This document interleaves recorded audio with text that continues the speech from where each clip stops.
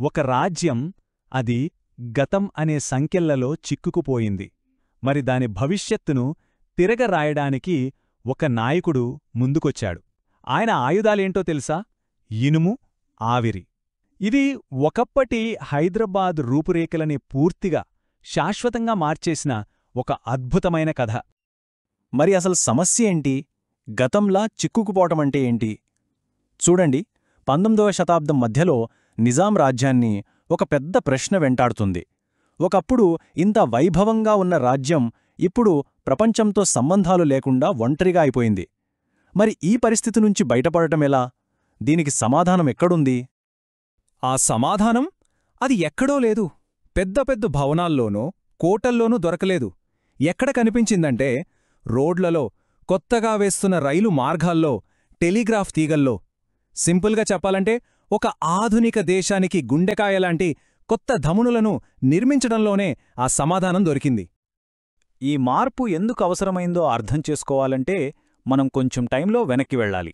ఆ కాలంనాటి హైదరాబాద్ ఎలా ఉండేదో ఒకసారి చూద్దాం. హైదరాబాద్ పేరుకి చాలా పెద్ద, శక్తివంతమైన రాజ్యం. కాని నిజానికి అదొక ద్వీపంలా ఉండేది. బయటి ప్రపంచంతో పెద్దగా కనెక్షన్ లేదు. దాంతో ఏమైంది? వాణిజ్యమేమో నెమ్మదిగా సాగుతోంది. కొత్త ఆలోచనలు లోపలికి రావట్లేదు. సో రాజ్య అభివృద్ధికి, స్థిరత్వానికి ఈ ఒంటరితనమే పెద్ద అడ్డంకిగా మారిందనమాట. సరిగ్గా ఇలాంటి పరిస్థితుల్లోనే మన కథలోకి హీరో ఎంట్రీ ఇచ్చాడు. ఆయన పేరే సాలార్జంగ్ I. ఆయన దగ్గర ఈ సమస్యలన్నంటికీ ఒకటే పరిష్కారం ఉంది. ఒక సాహసోపేతమైన ప్లాన్ అన్నమాట. దివాన్ అంటే ఆ రోజుల్లో ప్రధానమంత్రి అనమాట. ఈ పవర్ఫుల్ పొజిషన్తో సాలార్జంగ్కి రాజ్యంలో మార్పులు తీసుకువచ్చే అధికారం వచ్చింది. ఆయన తన అధికారాన్ని ఏదో పరిపాలన కోసం మాత్రమే వాడలేదు, ఏకంగా హైదరాబాద్ స్వరూపాన్నే మార్చేయడానికి ఉపయోగించారు. ఆయన ప్లాన్ వినడానికి చాలా సింపుల్గా ఉంటుంది, కానీ అది ఒక విప్లవం లాంటిది. ఏంటంటే హైదరాబాదును బొంబాయి, మద్రాస్ లాంటి పెద్ద పెద్ద వాణిజ్య కేంద్రాలతో కనెక్ట్ చెయ్యాలి. అంతే. కనెక్టివిటీ వస్తే వ్యాపారం పెరుగుతుంది, డబ్బులొస్తాయి, దాంతో నిజాం రాజ్యం భవిష్యత్తు సేఫ్. ఇది చాలా పెద్ద కల, కాని దాన్ని నిజం చేయడానికే ఆయన వచ్చాడు. సరే, ప్లాన్ అయితే అదిరిపోయింది. మరి ఆచరణలో ఏం జరిగింది? అసలు ఈ భారీ ప్రాజెక్టులు హైదరాబాద్ను ఎలా మార్చేశాయో ఇప్పుడు చూద్దాం. ఇక్కడ మనం గమనించాల్సిందేంటంటే ఆ మార్పు ఎంత వేగంగా జరిగిందో. జస్ట్ 20 ఏళ్లలోపే టెలిగ్రాఫ్ లైన్లు, కొత్త రోడ్లతో హైదరాబాద్ కనెక్ట్ అయిపోయింది. ఇక 1874లో సికింద్రాబాద్ వాడి మధ్య మొదటి రైలు కోత వేసింది చూశారా? అక్కడితో ఒక కొత్త శకం మొదలైనట్టే. ఈ మార్పులు కేవలం రోడ్లు, రైళ్లకే ఆగిపోలేదు. సాలార్జంగ్ ఒక కంప్లీట్ మోడర్న్ సిస్టమ్ను కడుతున్నారు. పనులన్నీ చూసుకోవడానికి పీడబ్ల్యూడీని పెట్టారు. ఉత్తరాల కోసం ఒక పోస్టల్ డిపార్ట్మెంట్ను ఏర్పాటు చేశారు. చివరికి 1885 వచ్చేసరికి టెలిఫోన్ కూడా హైదరాబాద్కు వచ్చేసింది. ఆలోచించండి. అయితే ఇంత పెద్ద మార్పు జరుగుతున్నప్పుడు అంతా సాఫీగా జరగదు కదా? దీనికి వ్యతిరేకత కూడా వచ్చింది. సాలార్జంగ్ కన్న కలలకి ఒక చీకటి కోణం కూడా ఉంది. అదే పెద్ద వివాదానికి దారితీసింది. చూడండి, ఇక్కడ 2 కథలు నడుస్తున్నాయి.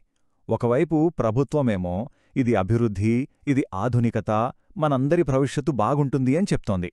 కానీ మరోవైపు జనంలో రకరకాల భయాలు, పుకార్లు. ఈ రైల్వే లైన్ల వల్ల రాజ్యం అప్పుల పాలైపోతుందని, మొత్తం బ్రిటిష్ వాళ్ల కంట్రోల్లోకి వెళ్ళిపోతుందని చాలామంది భయపడ్డారు. ఆ రోజుల్లో జనంలో ఎలాంటి పుకార్లు వ్యాపించాయో చూడండి. రైల్వే లైన్ లాభదాయకం కాదు, దానివల్ల కోలుకోలేని నష్టం వస్తుంది అని అంతా అనుకునేవాళ్లు. ముఖ్యంగా ఆ రహస్యంగా ఉంచిన చందా రైల్వే స్కీమ్, అది ఫెయిల్ అయితే ఆ భారం మొత్తం ప్రజల మీదే పడుతుందని ఒకటే టెన్షన్. ఈ భయాలు కేవలం పుకార్లతో ఆగిపోలేదు, యాక్షన్లోకి దిగారు. అప్పటి Hyderabad college principal doctor Aghorenath Chattopadhyay. ఆయన లీడర్షిప్లో కొంతమంది మేధావులు ఒక కమిటీగా ఏర్పడ్డారు. వాళ్లు ప్రభుత్వాన్ని అడిగింది ఒక్కటే, ఆ సీక్రెట్ రైల్వే డీల్ వివరాలు బయటపెట్టండి, అంతే. మరి ప్రభుత్వం ఎలా స్పందించిందో తెలుసా? చాలా ఫాస్ట్గా, చాలా కఠినంగా. ఫస్ట్ స్టెప్, మీకెందుకు వివరాలు, మేమివ్వమని చెప్పేసింది. సెకండ్ స్టెప్, ఆ కమిటీ లీడర్ డాక్టర్ చటోపాధ్యాయను ఉద్యోగంలోంచి పీకేసింది.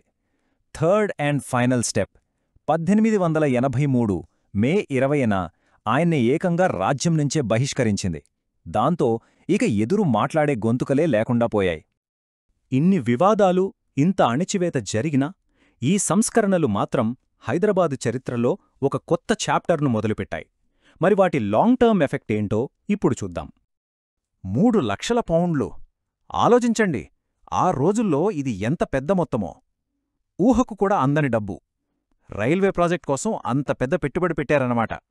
సో జనాల భయాల్లో కూడా నిజముంది. ఇది నిజంగా ఒక పెద్ద గ్యాంబ్లింగ్.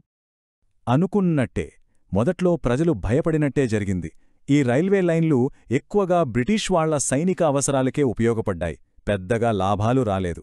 కాని మెల్లమెల్లగా కాలం గడిచే కొద్దీ ఇదే రైల్వే నెట్వర్క్ హైదరాబాద్ ఆర్థిక వ్యవస్థకు ఇంజిన్లా మారింది. దీనివల్ల ఏం జరిగిందంటే, 1 ఇండస్ట్రీలు రావడానికి దారి ఏర్పడింది. 2 పత్తి, నూనె గింజల లాంటి పంటలు ఈజీగా మార్కెట్కి చేరాయి. ఇక అన్నింటికన్నా ముఖ్యమైన విషయం, సొంతంగా రైల్వేలు, బొగ్గు గనులు ఉన్న మొట్టమొదటి భారతీయ సంస్థానంగా హైదరాబాద్ నిలిచింది. ఇదే రాబోయే ఎన్నో దశాబ్దాల పాటు రాజ్య స్థిరత్వానికి పునాది వేసింది. సో చివరిగా మనం అర్థం చేసుకోవాల్సిందేంటంటే, సాలార్ కట్టింది కేవలం రోడ్లు, రైలు మార్గాలు కాదు. ఆయన ఒక ఆధునిక, కనెక్టెడ్, ఆర్థికంగా బలమైన హైదరాబాదుకు పునాదులు వేశాడు. ఆ పునాదుల మీదే ఈరోజు మనం చూస్తున్న ఈ నగరం నిలబడి ఉంది. కానీ ఈ కథ మన ముందు ఒక పెద్ద ప్రశ్ననుంచుతుంది. అభివృద్ధి అనేది ఇలా పైనుంచి బలవంతంగా రుద్దినప్పుడు ఆ ప్రయాణంలో ఎవరు వెనకబడిపోతారు? ఎవరి గొంతుక వినిపించకుండా పోతుంది? అసలు అభివృద్ధికి మనం చెల్లించే అసలైన మూల్యమేంటి?